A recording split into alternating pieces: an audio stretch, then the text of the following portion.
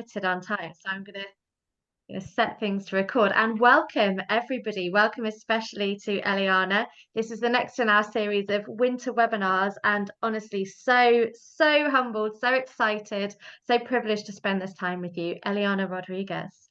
So, Ah, for anyone who doesn't know who you are, tell us about you. Give us some of your background. yes. So I've been jumping for about 28 years. I have 16,000 jumps, and I've had quite the journey. It's been a ton of fun. And I am a three-time world champion. So I am a four-way world champion in four-way women's and four-way open, and also an eight-way open. I also won that in the World Cup. So four-way women, four-way open, and eight-way open. I'm also an eight-time world record holder in all the large formations like the 300 way, 357, 400 way, and also some of the women large formation records like the 151 way, the 181 way, and even the 41 way women's head down record in 2010, which was a blast, but definitely out of my comfort zone. But I'm so grateful I did it. And then most recently in like the multiple point large formation records, like before it was a 217 way, 3-point 217 way, and the 3-point total break sequential 108 way, which is where I last saw you, Laura, right? Of course, yeah, we were there together over in Arizona. What an amazing list of accolades. And we've obviously got lots of people on the call who've got lots of different backgrounds. So sorry to interrupt you slightly, but I've just posted on the chat. Let us know who's here and tell us how many jumps you have and what you're most interested in. And then as Aliana's talking, she'll be able to kind of structure to what you guys want to know about. So yeah, what an amazing list of accolades. And it all started back in 1995, is that right? Yeah, so I made my first jump October 1st of 1995. And today I want to share with you guys like three things that I feel like as I look back on my journey, I didn't know it then. When I often get the question like, how did you become a professional skydiver? What was your path to becoming a world champion? Like, how did you become as a woman, how did you become a world champion in like such a male-dominated sport? And as I think back, I mean, there was a lot of things along the way, but three things that seem to be like a common thing from the beginning and even now is happening, and that I want to share with you guys today because I think it could be helpful in skydiving or even outside of skydiving. Is the first one for me was follow your curiosity. And I mean, if everybody that's on this call is a jumper, then you've probably done that as well, right? You follow that little voice, in the back of your head that said, hey, this, that sounds kind of cool. That sounds fun. I'm curious what it would feel like to jump. And so I had that curiosity as a teenager because my dad had asked me, would you like to go make a skydive? And so it took a few years because I was too young to jump at first, but I finally made that first jump. And I felt like that as soon as I made that first jump, something happened. It was like I started to get into the flow of things. So that first one that I want to share with you, follow your curiosity. Sometimes it's also, there's a quote that I like that says, follow your heart. It knows the way. I'm not really sure who who said that. I've tried to look it up and I don't really know, but I feel like I was following my heart on that first that first jump. But as soon as I did that, like the doors started opening from the beginning. The second one is proximity is power. And this is one that there's a famous guy, his name's Tony Robbins. Probably a lot of people heard it. It's an American guy who is he calls himself a life strategist. He's helped a lot of people transform their lives, and he always talks about proximity is power. And for me, what that means really is like if you love something or if you're interested in something, you're curious about something, you want to learn something, go be around it in like whatever capacity you can. And as I share with you a little bit of my story, I want you to see those things in my story, because when I think back on my story, those are the little things that I'm like, oh, that was happening throughout my whole career. And then the third one is going to be start before you're ready. So start before you're ready. Oftentimes when I ask people like, hey, do you want to do this, you know, the Arizona Skydiving League or this meet or this tunnel camp? I've often heard people say, no, no, I'm not ready yet. Like I don't, you know, I don't have enough experience. I don't know enough yet. And I've certainly felt that way in my life before. So my suggestion to you is start before you're ready. And I'm not talking about like downsize your canopy before you're ready. That's not what I'm talking about. I don't want you to be unsafe. But many instances in my journey, I certainly wasn't ready. You know, I learned, right? I got trained, and you'll see that, you know, I had coaches that to help me along the way and things like that. So we did it in a safe way, but I definitely that was definitely an ingredient along my journey. So follow your curiosity, proximity is power, and start before you're ready. So I started jumping, like I said, October 1st of 1995. I started jumping in Rayford, North Carolina, and I was stationed in the military. I was stationed at Fort Bragg. I was in the military. It was my last year on active duty. And I had been trying to jump with the military, but it didn't work out. So I finally got myself to the drop zone, and I had to go by myself because nobody else, I couldn't get anybody else to go with me. And so I finally just made the decision. And I'm like, I'm going to go and I'm going to go make this jump. And as soon as I went there, you know, I did that first jump. I loved it. You know, I got my certificate, got my video and pictures and all that. And I was getting ready to go walk out to my car to leave. And one of the jumpers there said that he was like, hey, did you enjoy that jump? And I was like, yeah, it was a blast. And he was like, are you going to do the AFF program? And I thought, you know what? I would love to do it, but I can't afford it. I'm only an E4 in the military, and it's just too expensive for me right now. And I was actually getting ready to get out of the military. So he right away informed me that being a soldier, I actually can get military discounts, and I can get a really discounted first jump course for, you know, he said there was two options. I could do the static line jump course, or I can do AFF, but the static line progression one was cheaper. So, he said, you want me to introduce you to the course director? He's right here. So right there, you can see that, you know, just by following that curiosity and going, making that jump, I right away started connecting with people who started helping me on my journey, right? Without even realizing it. I was about to walk out, and right away I had somebody point me in the direction like that I needed to go. I may have walked away and maybe done it another tandem later. I didn't even know that people jumped all the time on a regular basis. To me, I thought it was going to be more like an amusement park ride, right? You just go from time to time. It's a whole lot of fun. But I got introduced. I signed up for the first jump course right away, and it was a couple months, and then I got out of the military and I went and started fun jumping in a small drop zone in Titusville, Florida. And for the first 2 years, I was just, you know, I was just having the time of my life. I would go out when I could, and I could only afford to go maybe like twice a month, maybe 3 or 4 times a month, because at the time I was a full-time student and I was a waitress, so I didn't have a lot of time and money.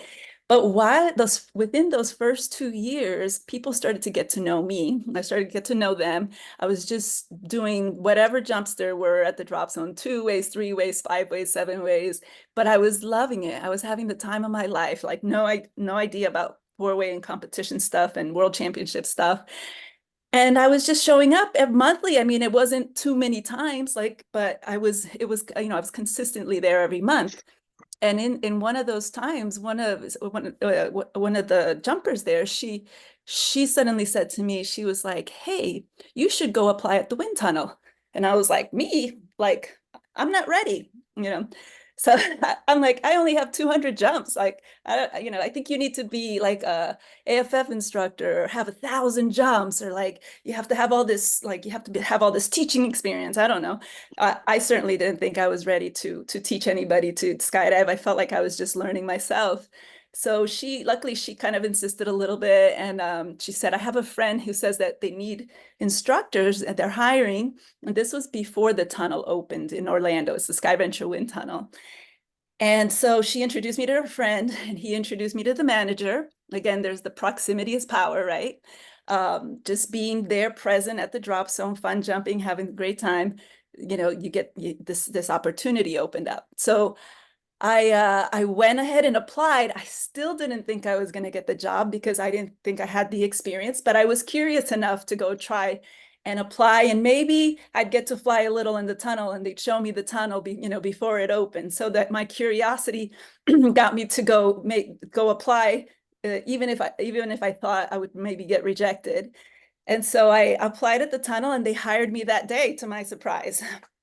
So they trained me up to be a wind tunnel instructor. And for the next 3 years, I was working at the wind tunnel, loving it because I was getting to fly and learn. And it was a really special time because this wind tunnel, I mean, at the time, is really the only one for like civilian, people to train skydiving, but not a military one, and not one of those that you need to wear the really big baggy jumpsuits. So everybody started to come to my work, from all over the world. And I started to I started to meet people. They started to meet me every day. I was talking about skydiving and flying. I was getting to fly myself. I was watching people learn. I was watching people coach, and I was going in there trying some things myself. And I was just having a blast.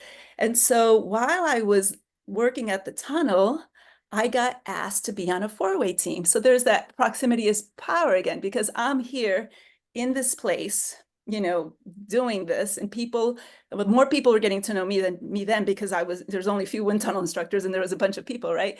But I got asked by a group of women who wanted to put a four-way team together. I actually didn't even know them, but they were from Zephyr Hills, so a drop zone nearby. And they asked me to be on in this team. Again, I didn't know anything about four-way at the time, and I had seen it a little bit in the tunnel and at the drop zone. I saw people training, and I was curious about it because it looked kind of fun, and it looked like people were jumping a lot, and I don't know, it just seemed kind of interesting. But when you see it from the outside, it's really different than when you're inside, right? So I got curious about it, so that's where I followed my curiosity. And I was like, sure. And they were like, we're going to get a coach. We're just doing it for fun, but we want to learn. And we're going to do the Florida Skydiving League. So we were going to do like one competition a month. And so I was like, okay. And I signed up for this team. And in the very first session, I was completely hooked. I was like, I realized like there was so much to learn about skydiving. I was like, oh my God, I don't know anything. And then once we started doing the competitions, I was completely hooked on the competitions. And it was so much fun because they were just local competitions. And I think that first team, we were like a 7 average, and I probably did maybe like 50 jumps with them. Then that led to the next couple teams. My next team was the tunnel rage team with my coworkers, so people that I worked at the tunnel with. And then with that team, we won the intermediate at the nationals. And then that led to like a month later, after we won the intermediate at the nationals, I got a phone call while I was like controlling, while I was in the control room at the tunnel. And it was for a team to be on the women's synchronicity, which is to be on a women's team. And again, these were 3 women that I didn't know yet. And they knew about me from the wind tunnel. And they asked me if I wanted to join them because the first World Cup in four-way women, that event was going to happen. It was the very first one. It was in the US, in Arizona, but there was no US women's team. So they really wanted to put together a team for this World Cup. And I was like, wow, that sounds interesting. I'm curious, yeah, it sounds kind of cool. Like, when am I ever going to get a chance to go to a World Cup again? And I asked them like, when is it? And they're like, next month. And I'm like, oh my God, are we even going to be ready? Again, so it's like we're starting before we're ready. And they're like, well, it's a new event. It's here in the US. And I think we could do pretty good because there had been a test event before and they kind of had seen some averages. So we went to this event really with no expectations, and we won the World Cup in the first World Cup for women's four-way event. So from there, 6 months later, we do train, like we make like 300 jumps in 6 months, which is the most I'd ever done, because up until that point, I had done 100 jumps a year. So it wasn't a lot. And then, but I was working at the wind tunnel those last few years, right? So it wasn't a ton, but and so we did that training for that World Cup. We put a lot of energy into it, a lot of money, and then, you know, and just everything into it. And we did about 300 jumps in those 6 months, and did tunnel time. Got a coach, and we went to the world to in 2001 to Spain to the World Championships, and it's still one of my favorite World Championships because we put, you know, it was the most like effort I'd put in at the time, and it was a bit of a roller coaster of emotions type of jump because we were up, you know, we were like down, and then we'd have to come back up, and we won in the last round, and I became world champion for the first time. Now, with that team, that in that period of time, while I was like competing and training, and Arizona Airspeed was coming out to the tunnel because, again, it's the only wind tunnel. They were doing their tunnel camps, and they were getting to know me. I was getting to know them. And they were having somebody leave the team, and they were looking for a team member. I didn't realize it at the time, when, you know, while I was training and competing, and that they started looking at me and started asking my coworkers about me, like, what is she like? Is she normally this happy? Like, or was this just in front of us? And they're like, no, she's normally this smiley, you know? And so after I won the World Championships with the women, they called me and asked me to try out for Arizona Airspeed. Now, again, I feel like all those, and now, was I ready to be on Arizona Airspeed? Like, I was on the women's team. We had just won the World Championships, right? I was like, you know, definitely current with competing and stuff like that. But the average was, like, at the time was quite different. It was, you know, we were about 6 points difference. But I was curious enough and excited enough that they asked. And I was like, why not? Let's give it a try. And I went out to Arizona Airspeed for 9 years. And in those 9 years, made lots of jumps. It was a ton of fun. And it was, yeah, like, I mean, that's where I won the 4-way open and the 8-way open. And yeah, we had a run there where we were like undefeated for a few years. So it was a blast. And I also started getting into the big ways, because that's when we started doing the 300 way and the 357 way, the Arizona Challenge, right? And so that opened the door to that side of skydiving. Where again, at first, when I first got asked to be on the 300 way, I didn't think I was ready. I was like, me, no, I've only, the biggest I've done is, you know, maybe a 20 way, and they, you know, they knew that I could do it. So I was like, okay, but obviously I started with something smaller. We did the Arizona Challenge, which was much smaller than the 300 way, and kind of worked our way up. But so there was, if you could, you know, that's just like a short piece of my story.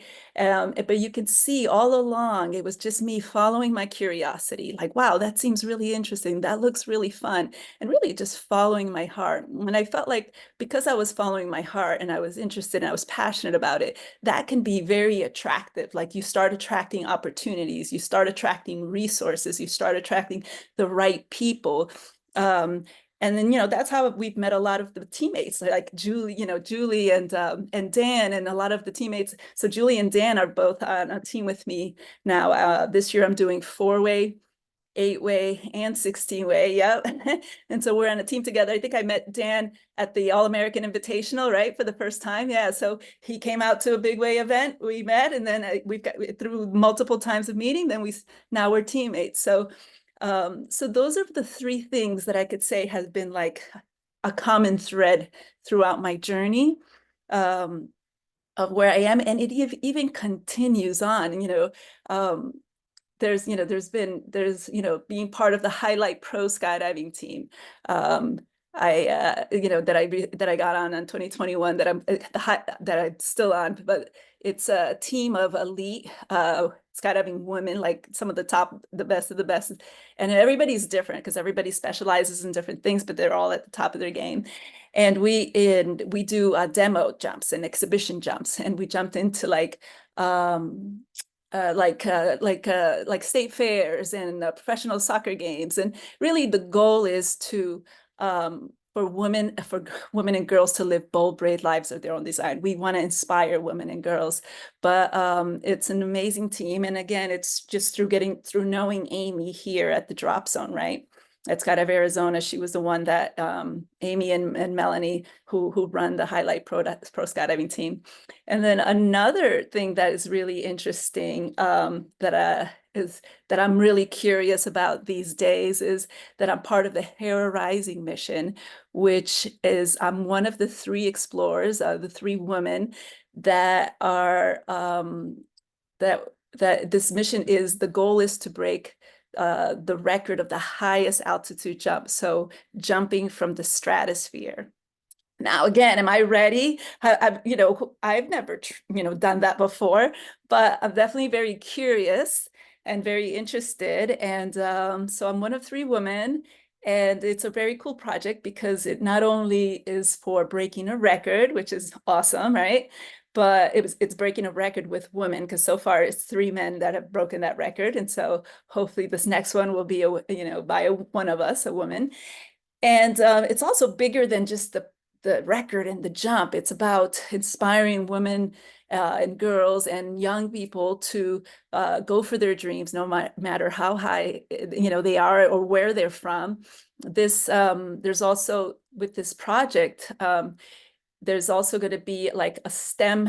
There's going to be a part for so one of the goals is to increase interest and participation in STEM and STEAM. So there's going to be a whole curriculum around the project. So the project is going to be about a year and a half to 2 years. And along the way, they're going to create a whole curriculum that people could follow. And it's going to be really want to try to reach a lot of the underprivileged kids around the world. So it's a pretty big thing. It's in the fundraising phases of it right now. And if anybody's interested in knowing more about it, they can go to risingunited.org. But all these things that have happened along the way, started from just a curiosity, without even realizing it. I've been in places where there's people doing the things that I love, people that are doing it at higher levels. And it has opened doors and opportunities for them to see me to see them. And then sometimes people have seen the potential in me that I didn't even know I had. And then I've many times like starting to work at the wind tunnel, starting my first 4-way team, I started before I was like ready for it, before I like knew what it what it was even about. So those are the 3 things that I wanted to share today with all of you that maybe could be helpful, not just in skydiving, but in, your lives.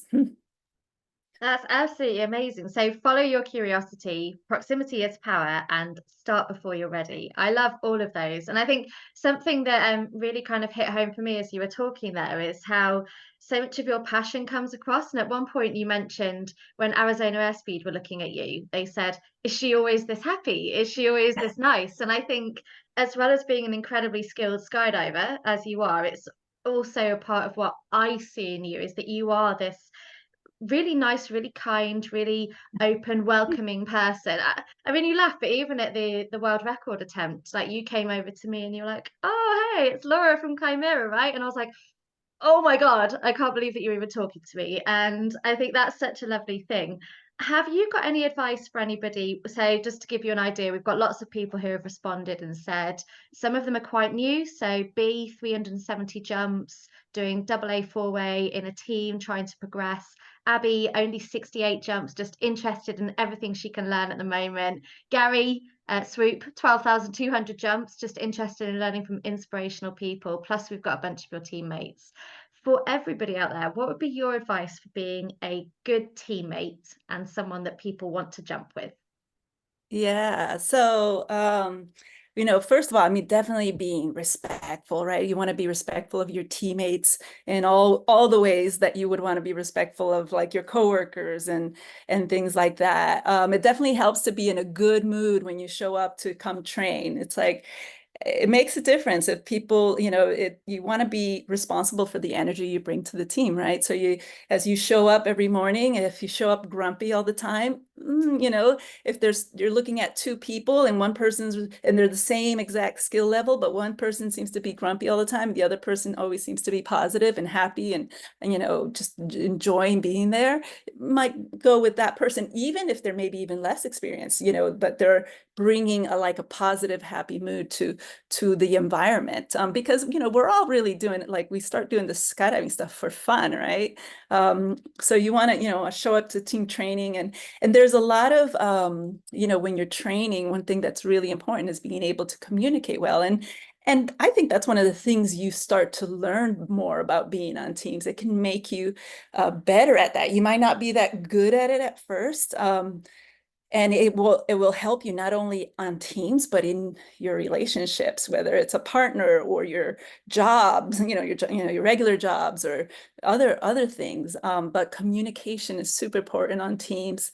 And when I say that is when we communicate with our teammates, because there's gonna be so many times that you have to make decisions. Okay, how many times are we going to train? Where are we going to go compete? Where am I going to put my foot in the door? Where am I going to stop? You know, there's just so many moments that you guys need to communicate with each other, that if communication is very difficult, man, that really blocks a team from progressing. And so, you know, a coach helps, you know, because a lot of times a coach, you know, he has that outside perspective, you know, they have more knowledge, so they can, you know, if there's any, if you're communicating something, you have two different ideas, the coach can help say, okay, let's go with this idea.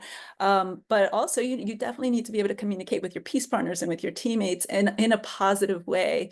And when I say that is take responsibility for each other's learning. So when you go to give somebody feedback, you know, you don't want to push people's buttons, right? You don't want to say it in a way that makes them feel bad or brings down their confidence, right? Because, you know, you're a team. So if their confidence is down and you go to competition, that's not going to be good for them or the whole team. So it's really important that you communicate in a way and you say things that are really going to help their progress. But you have to present it in a way that they can take it. Because if you present it and you're always pointing out their mistakes, you know, it's not going to be taken. You know, it's hard to absorb, right? So we have something, you know, the way we debrief jumps, and I know you're probably used to it. So a lot of times, you know, you start with the positive first. You think things you like, things you want to keep doing, you know, so you don't lose those. And it also changes it, you know, it keeps it a bit more positive. And then you think about, okay, what can we do a little bit better? Not like, what do we suck at? You know, it's like, what can we improve? On the next jump or the next time we do this block, what is the one thing that we can do better? Okay. And before I go on, we, like, usually on the teams that we do, we often have something called Pass the Rock, and some people may be familiar with this, but others may not. And it's basically a meeting. So, like, if you're training with people, and this is more for the teams, right? If you're training with people, then one of those days of your training, usually like the halfway point, or, you know, maybe even at the end, you know, so that you have, if it's only like a 2-day training camp, you might just do it on the second day, is you have a meeting where you go around and we call Pass the Rock, and we just take a single item. And really, this is to promote listening, because oftentimes when two people are having a discussion, oftentimes they don't listen to each other enough. They're really trying to formulate what they're going to say back, and they don't really try to capture what is this person trying to communicate to me. So listen to try to understand, as opposed to try to come up with your own answer, or how you're gonna, you know, get back. But so we go around, and the reason we have the rock is, like, whoever has that one thing, it could be a pen, a phone, I don't know, a candy bar, they're the only person allowed to talk, and everybody has to listen. You know, there's no response. You don't need to respond to what they're saying. You just need to listen and take it in. So listening is super important within teams. You know, that's part of the communication. That's the other half, right? There's the talking and there's listening, right? And but there was another one I was going to say. There's just so many things, but yeah, I think being on a team, I feel like it can make you a better person if you allow it to be. Because sometimes people are like, well, this is just the way I am. You know, that's not the best answer. You know, sometimes when people are are telling you something, they're trying to help you. And so the other thing was be okay with making mistakes, because you're going to make a ton of them. And in skydiving, obviously you want to be safe and you want to try to not keep making the same mistakes over and over. But part of learning to skydive and get better is through repetition. And so be okay with making mistakes and let your teammates make mistakes. Sometimes, yeah, you told them that they should have done this and maybe they didn't do it. You got to give them some chances to fix it. Don't get on them, because they can't do it right away, I like So, it. One of my friends always talks about gaining experience points. If you do anything, you make a mistake, you get it wrong, that's cool. You've got some extra experience points there. You're yeah. going to And progress. you're closer to getting it right? Like now you've gotten that out of the Exactly. way. Yeah. All part of the journey. I love it. We've got just over 9 minutes left. This is going so quickly. Yeah. A question from Abby, who has 68 jumps, hasn't been in the sport for very long. She says, have you faced any specific barriers as a woman in a male-dominated sport? Yeah, I get that question a lot. And I think for me, I've been in male dominated environments a lot because at 17, I joined the military, totally. So it, I probably have a little bit of, maybe a hard skin, or I just around it, or maybe it's the way I, perceive things. Fortunately, like I said, when I started following this passion that I had, like I'm so excited, and I feel like the world has actually conspired to help me get to the next thing, the next level. So I have actually felt very supported in my journey. Now I know that's not the case for everybody. And if people are in that situation, I would say, change, try to change it, right? You don't want to, sit in a situation where people aren't being supportive. And then find people that are supportive of you and your interest and your passions and your journey. But yeah, so for me, I would say I haven't had those types of challenges. I've been really fortunate. And like I said, I've been just following the curiosity, the opportunities have, the doors have opened, and I've been curious enough to like follow them, and they keep leading to the next door. But I've always followed them more for me. Like I really just loved what I was doing. I wasn't trying to impress anybody, or, I just, I was curious because I was interested and it was exciting for me. So I felt like I was really following my heart. And I think that has led me the right way.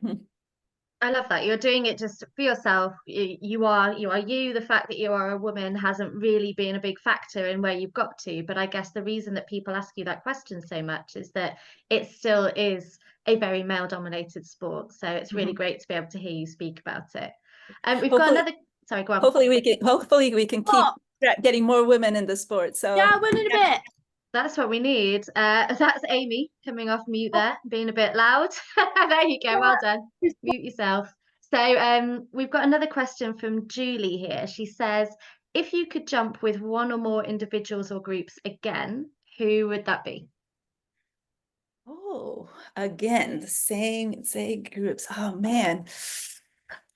That's tough because I've had such a great teammates and like a great journey. I mean, like I said, I really enjoyed for one, my first four-way team, which is an all-female team, like they really got me on this journey.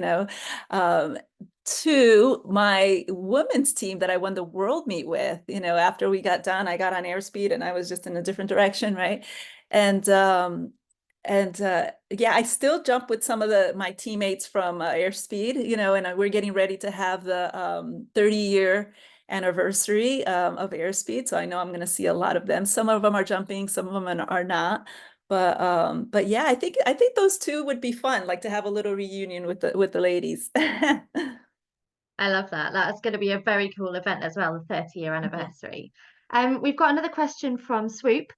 He says, in the UK, it seems like FS is on a decline, possibly because there's so many disciplines these days. In 1999, we did a 100 way, but I think that we'd struggle to do that today. Have you got any thoughts on promoting FS and showing people how much fun it is?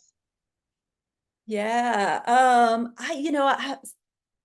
there's definitely more things that people can do besides formation skydiving. Although, if you look at the events at the Nationals, is still the biggest event, right? The four-way is still way bigger than any of the other events. So there's that. But with promoting it, I mean, I think it's still an event that you're doing it when you first get like everybody has to fly on their belly, right? You're probably not going to skip that over. But I think the more as like mentors and coaches, like for me, I mean, people just jumping with me at the drop zone, that was, that was like, that's what got me hooked and kept coming back. And then, starting to get into the competition stuff, I thought, even though, I mean, I didn't know if I was going to like the competition stuff, I really think it was good because well, the four-way, it always increases your skill. You're jumping with the same four people, you're getting a bit of coaching. It always increases your skill a lot, which then, keeps you in the sport, keeps you safer.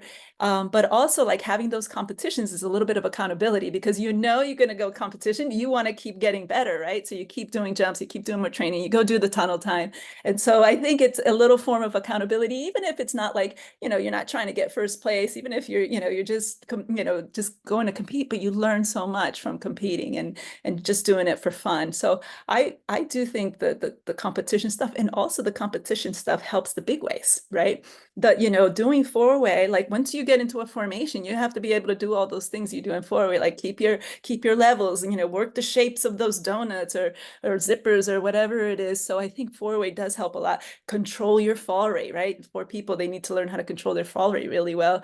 So that really helps the big way stuff. So I think, the more people do that and feel comfortable, then they'll feel more comfortable doing the big ways as well. That's awesome. Yeah, we had Dieter Kirsch do one of these for us a few weeks ago, and he said that if you have a 13 average in four-way, he'll let you on his big way camp. Yeah, And I love yeah, that. It just makes sense. yeah. Have you got, so obviously you've won medals in four-way, eight-way, you've done a lot of big way as well. If you were going to go and do one more jump and you had to choose one of those disciplines, which one would you choose? I, man, it's interesting because if you're going to do one more jump, you want to have all your friends on there, right? So like you want like as many people. But yeah, that's That would be a difficult. new world record, I think. With all the Yeah, people yeah, that you're yeah. friends with. Yeah, all your friends on the one jump, on the one last jump. It's tough. I mean, it's all really fun. And really, it's about the people, to tell you the truth, right? Whether it's four-way or eight-way or 16-way or, a big way. And that's what's kept, I think that's been the key, like keeping us in the sport, keeping me in the sport is the community. But yeah, it's really about the people, whether it's a small or big group. So much so. We've got time for one more question, I think. And this one's from Patricia, who says that she's a 17-year-old from Slovakia.